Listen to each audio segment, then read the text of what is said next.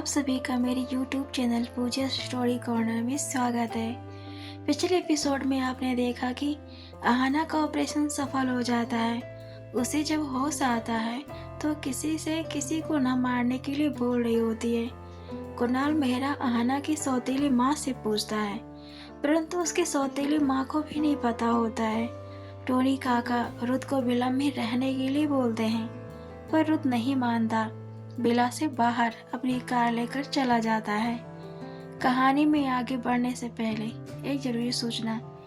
अगर आपको मेरी नॉवेल अच्छी लग रही हो, पसंद आ रही हो, अगर आप पहली बार मेरे वीडियो पर आए हैं तो मेरे इस चैनल पूजा स्टोरी कॉर्नर को जरूर सब्सक्राइब करें, मुझे सपोर्ट करें, कमेंट शेयर भी करें। इससे मुझे मोटिवेशन मिलती है और भी कहानी और नॉवेल्स लिखने के लिए। अगर आज ये नॉवेल आप देख रहे हो तो आपको हो सकता है समझ ना आए। नॉवेल को अच्छी तरह से समझने के लिए, इस नॉवेल को अच्छी तरह से जानने के लिए आपको मेरे इस नॉवेल्स के पिछले सभी पार्ट को जरूर देखने की आवश्यकता है, ताकि नॉवेल्स अच्छी तरह समझ सके। सो बढ़ते हैं बिना देरी किए अपनी novels when I first meet. तो नॉवेल्स में आगे सुनते हैं। सीन शिफ्ट होता है हॉस्पिटल की ओर। कुणाल को एक कॉल आता है, उसके पिता का कॉल होता है। आहाना की माँ पूछती है, किसका कॉल आया है बेटा? कुणाल मेरा बोलता है, डैड का कॉल है। पिकअप करता है, हाँ डैड। उसके पिता बोलते हैं, तुम कहीं भी हो, अभी कभी मेरे पास आओ, अर्जेंट है। कुणाल अपने पिता की बात कभी भी नहीं टालता है। वह अपने पिता के लिए कुछ भी कर सकता है। उसे ये लगता है जो चीज़ उसकी है तो सिर्फ उसकी है, किसी की भी हो, में कोई ना हो, बस उसे वो अब चीज़ अपनी जान से बढ़कर हो जाती है। कुणाल मेहरा बहुत पॉजिटिव लड़का होता है। उस सब कुछ चाहिए जो उसे पसंद आ जाए। कुणाल मेहरा अपने पिता महेंद्र मेहरा से बोलता है, डैड आप मुझे 10 मिनट दे सकते हैं? उसके पिता महेंद्र मेहरा बोलते हैं, ठीक है, तुम मेरे पास 30 मिनट में पहुंचो। कुणाल मेहरा जी डैड बोलकर कॉल कट कर देता है। कुणाल आहाना की सौतेली माँ से बोलता है, मुझे एक बार आहाना से मिलने दो प्लीज़। आहाना की सौतेली माँ बोलती है, वो अभी ठीक से होश में नहीं आई है, थोड़ा समय और रुक जाओ, उसके बाद मिल लेना। कुणाल मेहरा बोलता है, माँ जी डैड ने बोला है कि मैं उनके पास 30 मिनट में पहुँचूँ। आहाना की सौतेली माँ बोलती है, बेटा डॉक्टर से पूछ लो, अगर वो मिलने की इजाज़त देते हैं तो तुम उसके साथ जरूर मिल सकते हो। कुणाल राजीव गुप्ता के पास जाता है और बोलता है, डॉक्टर क्या मैं अभी अपनी मंगेतर से मिल सकता हूँ? राजीव गुप्ता बोलता है, कुणाल नाम है ना तुम्हारा? कुणाल मेहरा बोलता है, जी हाँ कुणाल। डॉक्टर राजीव गुप्ता बोलता है, अभी वो ठीक नहीं है और हमने उसकी माँ को बताया नहीं है कि उसने क्या किया है।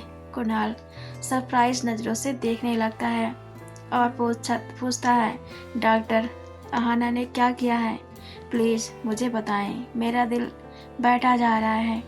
डॉक्टर राजीव गुप्ता ने बोला, कुणाल आहाना ठीक तो है, पर उसका आक्रामक रूप, वो किसी पर भी हमला कर रही है, वो किसी के बारे में बोले जा रही है, उसे लगता है हम सब उसे पकड़े हुए हैं और वो किसी को बोल रही है उसे मत मारो, छोड़ दो उसे।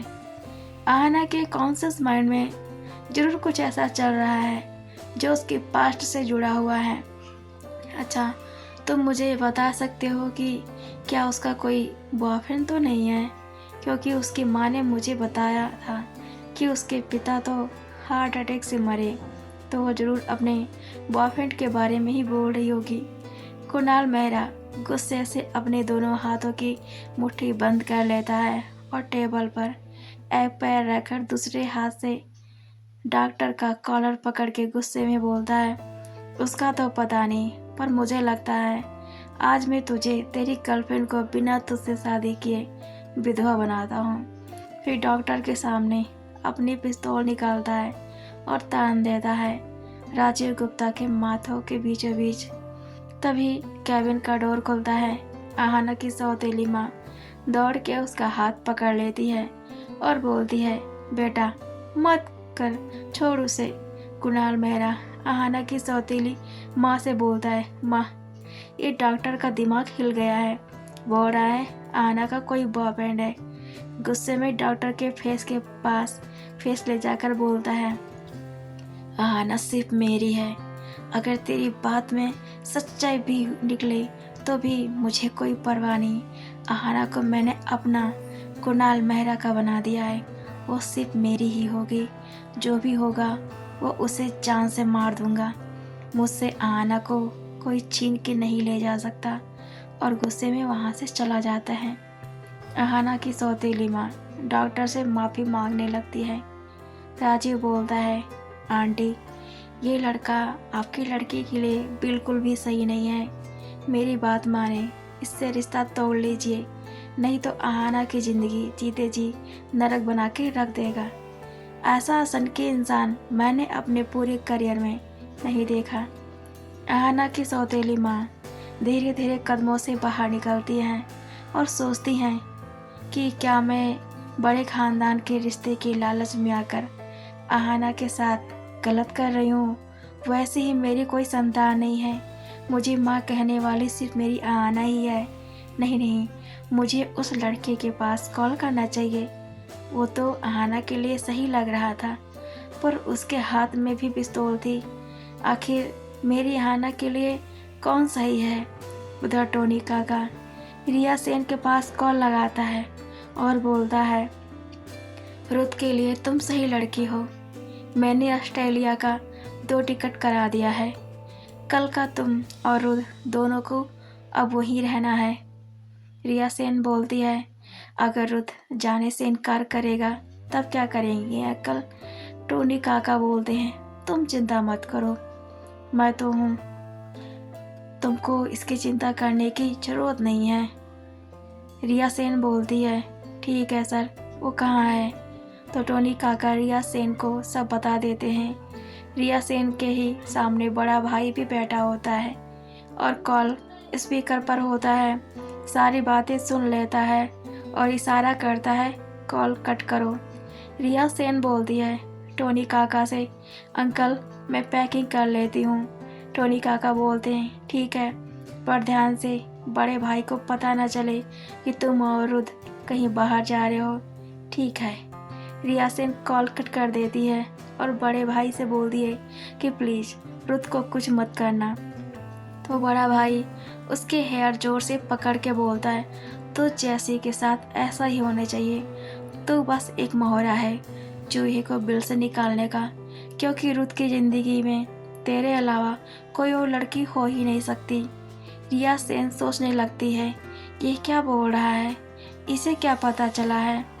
रुद और लड़की? नहीं नहीं, रुद जब मुझे जैसी हॉट फिगर वाली लड़की को भाव नहीं देता तो किसी और को भाव इम्पॉसिबल।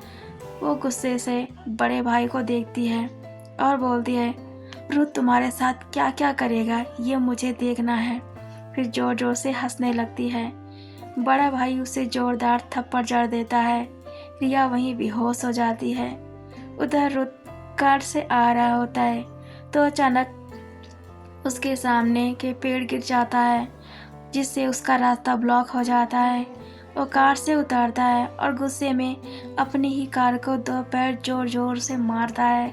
वो बोलता है, ये भी अभी होना था। चारों तरफ देखने लगता है, तभी गोली की आवाज़ सुनता है तो कार में छिप जाता है। आपको मेरी नॉवेल कैसी लगी मुझे कमेंट में ज़रूर बताएं।